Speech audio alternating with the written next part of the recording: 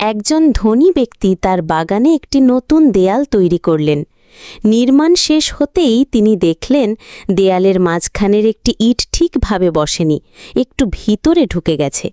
তিনি রেগে গিয়ে মিস্ত্রিকে ডাকলেন, তুমি কেমন কাজ করেছ? এই ইটটা তো ভেতরে ঢুকে গেছে, পুরো দেয়ালটাই দেখতে খারাপ লাগছে।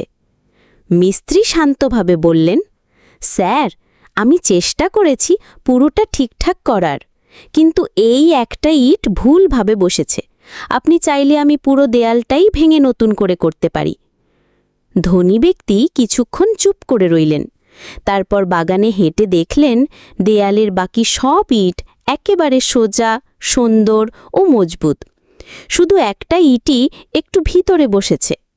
তিনি মুচকি হেসে বললেন, না, এই দেয়ালটাই থাক।